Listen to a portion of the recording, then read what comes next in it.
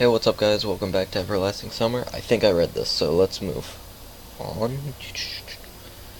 Black screen. Are we going to the next day? Yes, we are. Cool.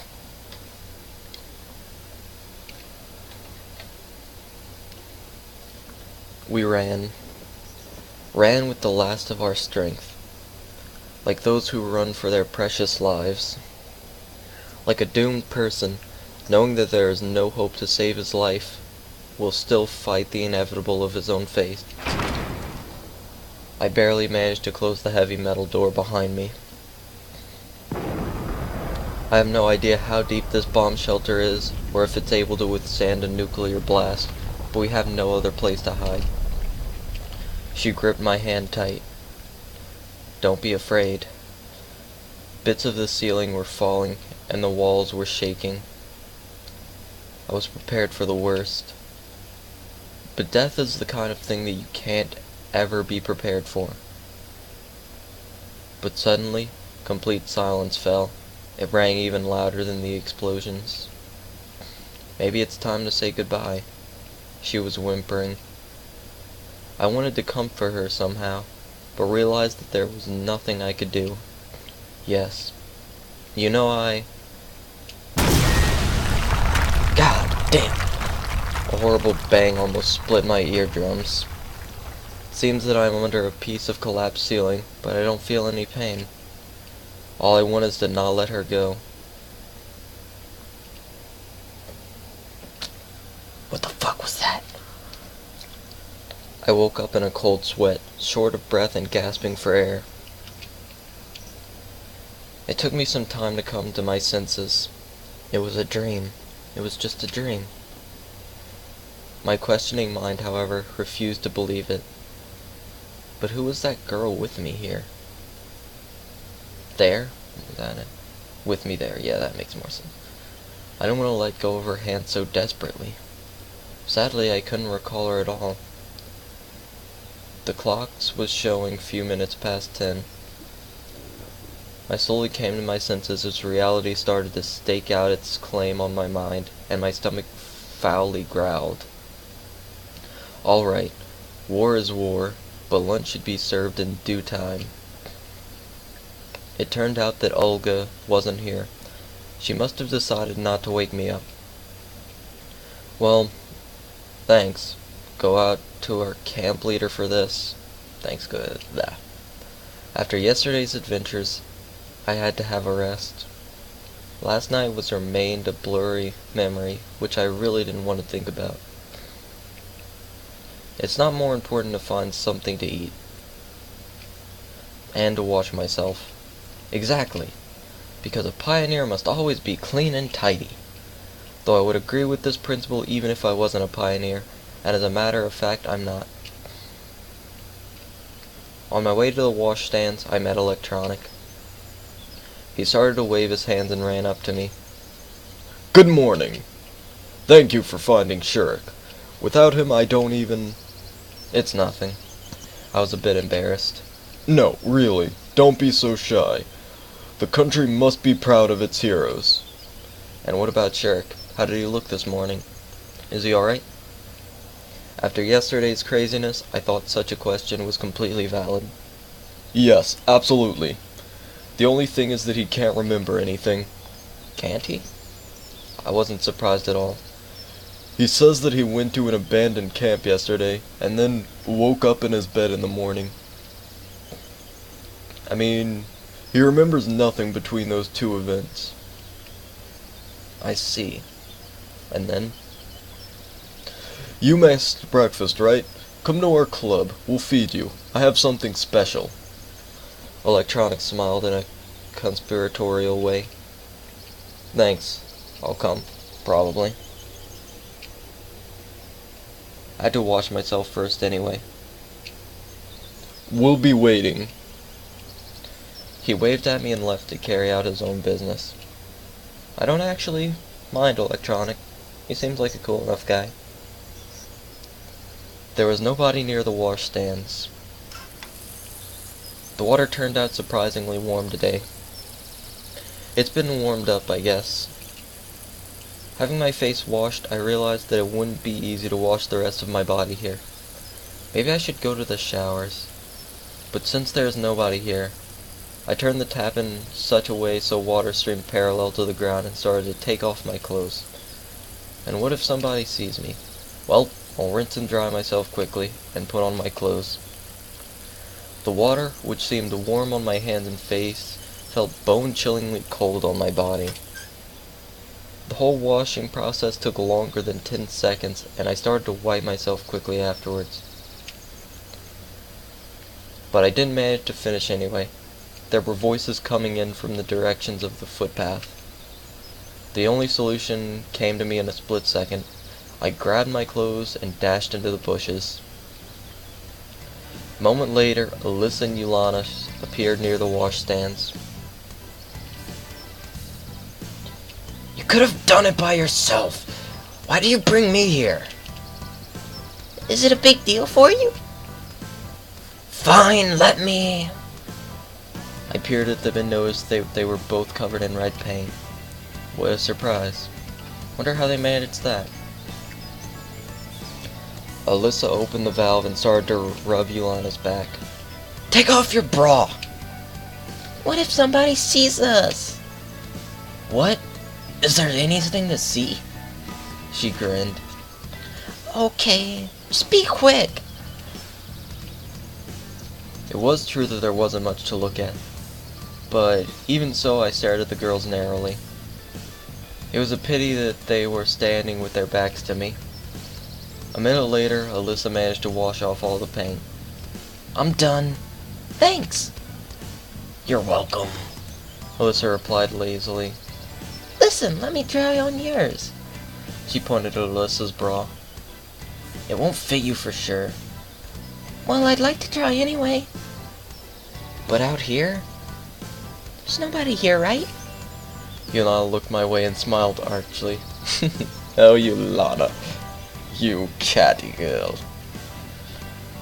I was absolutely sure she couldn't see me in these bushes, but... Enough with the nonsense. Ulyana wasn't listening to her anymore and grabbed Alyssa's bra with a dexterous move instead. Now I have to confess I had something to look at. I watched the two girls chase one another around the washstands and with bated breath. Alyssa covered her breasts with her hand so I could barely see anything at all. I leaned forward and stumbled over a stone, falling out of the bushes. Alyssa and Ulyana stood frozen staring at me. I tried to cover my nudity with my guilty face. The tableau lasted for a few seconds, then Alyssa took her shirt and somehow put it on in an instant. You! Her face gone from red to purple. It looked like she would explode in a nuclear blast any second. The only thing I wanted was to disintegrate into atoms and to get as far from the epicenter as possible. He was sitting there the whole time. So she noticed me then. You! And I accidentally, if you know what I mean. Alyssa rushed at me. Let's all just take a moment to thank Ulyana for the gift she just gave to Semyon. Ah, Ulyana. Covering my butt with one hand and holding my clothes with the other, I ran in the woods. It seemed the best solution to me at the time, and showing up naked in the middle of the camp accompanied by two screaming girls wasn't a good idea. I ran without looking back, and stopped a few minutes later to catch my breath. It seemed that there was no pursuit, so I managed to save myself, but at the cost of lacerated, scratched, and bleeding feet, as I had no time to put on my boots. I sat on a tree stump and sighed. Sometime later, having dressed already, I left the forest. I needed to decide what to do next. My feet are hurting, so I should go straight to the infirmary. But on the other hand, my stomach isn't going to wait either. Maybe I should accept the electronics invitation, or head to the canteen in hopes of finding something left to eat there. Clubhouse. 'Cause that's the only one that's any interesting. I was desperately hungry. I always took good care of my health. and even better care at times when something start to hurt badly. And now I was able to walk on my feet, weren't hurting much. So my feet will heal up eventually, while my hunger can't wait. I decided to take advantage of Electronic's invitation. In the end, knowing the local pioneers, it was smart to assume that there wasn't even a piece of stale bread left at the canteen, and the Cybernetics Club actually somewhat owe me.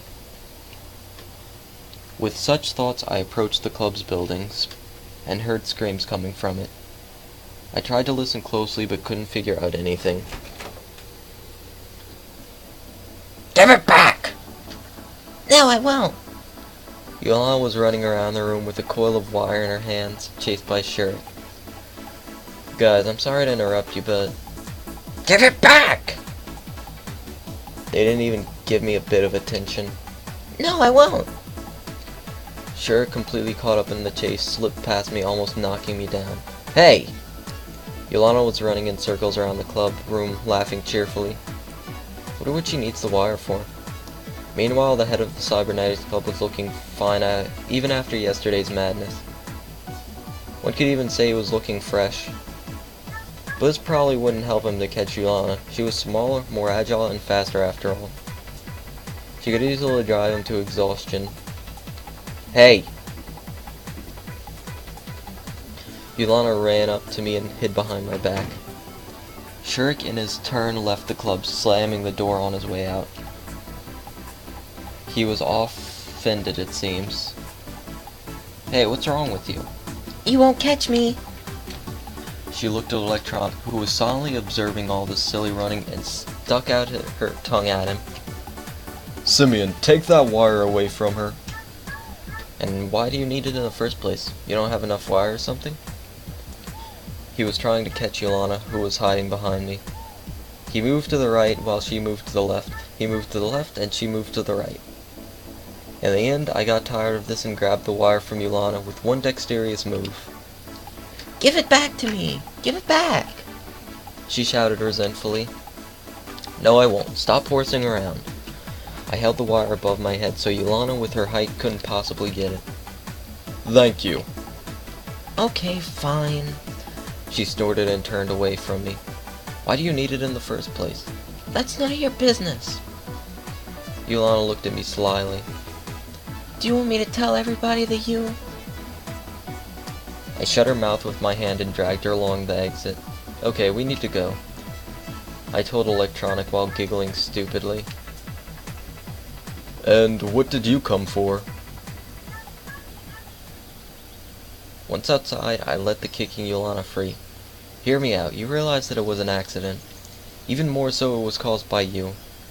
I know nothing! Facts are facts. You were watching us. Aww. What would Olga think? On the one hand, I did not want to care in the slightest what the camp leader would say. But on the other, everything was against me, and in my position, it would be better to not get myself into such a situation. Fine, maybe we could make a deal somehow. She started to think. I know. I anticipated the worst. You bring me that wire. But what do you need it for? I need it for my needs. Okay, let's assume I get it. You won't tell anybody? I give you the word of a pioneer. I could hardly believe her. But on the other hand, it was just a coil of wire, so why shouldn't I try?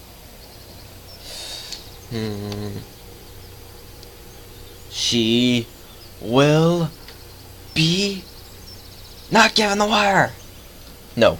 No wire for you. Enough already. Then I'll tell everything. You'll tell everything anyway, or Alyssa will. Get lost. Yeah, sure. As if it was my fault. It is. You were watching us. No, I wasn't. But no matter how you slice it, I actually was. Alyssa doesn't think so. She doesn't agree with me about a lot of things. And Olga won't be happy either. You know what? I started to lose my temper. If you want to tell everything, go right ahead. And don't forget to mention that the government's default, world depression, global warming, and the Genesis flood are all my fault too. Oh, come on, stop overreacting like that. I was joking. Joking? I suddenly realized that I really was wound up too much. Your jokes are stupid. And what am I supposed to do every time? Guess if it is real or a joke? Yep, She grinned. it's more funny that way. Ulyana turned around and ran towards the square, waving her hand in parting. Still, you can't deal with her in a harmonious way. I sighed and went back into the club's quarters. Electronic was building something with rapt attention. Now I'm done with everything, so I thought you could get me something as you promised. My voice sounded a bit schizophrenic, which was enough to drive me mad. Of course I'm not insisting, but 1 minute. he tore himself away from his work and got a pair of buns from the drawer and a classic triangular pack of kefir. Be my guest. Thank you. While I was busy eating, Electronic didn't turn away from his device for a second. He was rolling up the wire, which I had taken away from Ulyana, onto the coil. So what's this? An inductor. And duck for? Join our club and you'll know everything. He looked at me and smiled slyly. I'll think about it. Of course I wasn't going to join anything, but taking into account that he had fed me, I had to be polite. By the way, as I said, I have something else. Well, yeah. Wait a second. He went into the adjacent room and came back after a minute with some kind of package. Ta-da! And gave it to me. There was a big bottle of Stolchanya vodka inside. I get it, but it's still morning. Or does Electronic share the motto of get drunk in the morning, take the entire day off? I've never heard that motto. What are you talking about? I'm not suggesting we drink it. We have it to clean the optics. Cleaning the optics? Yeah, right. Internally. Okay. I gave him the package back. I'll go then. Come back anytime. Of course. The moment I want to have a drink. Walking out, I questioned myself why he wanted to show me the vodka in the first place. Suddenly, my hunger returned again. We just ate. For sure, a meal of some buns and kefir was awesome, but it's not enough to fill me up. Should be enough to alleviate any hunger you feel. Luckily for me, I heard the bell sound calling pioneers for lunch. The day had just started, and I've gone through so many things already. But I did it, and now have legitimate grounds to fill myself up. Today I wasn't the last one, so I could choose a free table. Lunch included pea soup and mashed potatoes with fish. It was a major disappointment to me as I don't eat fish in any form and hence will get fewer calories than usual. Soon Slavia and Lena came to my table. Can we? She smiled nicely. Eh? Yeah, oh yes, sure. I stood up and pulled out a chair for her. Please. I was in an excellent mood at the moment. Enjoy your meal.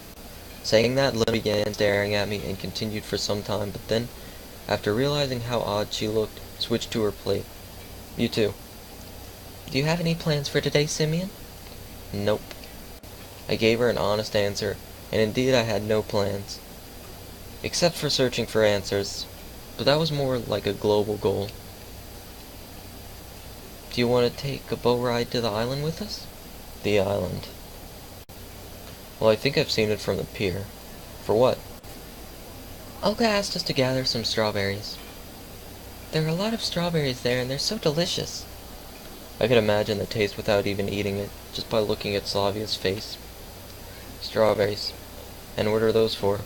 I don't know, but it's indeed a great idea. Well, indeed it is. Moreover, I haven't been to the island yet. Yeah, sure. Within minutes, we were already standing at the pier. Well, here's the boat. Hang on, I'll go fetch the paddles now. I was face to face with Lena. Do you like strawberries? Well, not really, but they're tasty. Linda smiled. I see. I'm gonna end the part there. Thank you guys for watching, and I'll see you later. Peace.